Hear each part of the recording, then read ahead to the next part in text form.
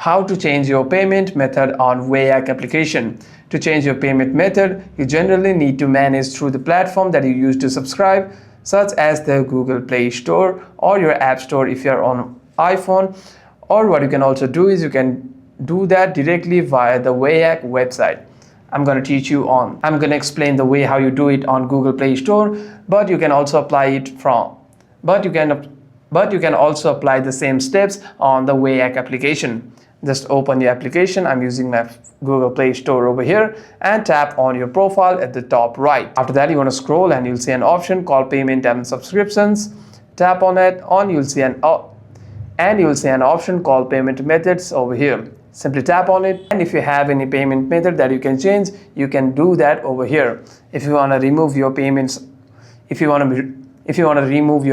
or cancel any subscriptions, you can do that over here as well. Hope this video was helpful, and if you have any further questions, make sure to leave a comment down below.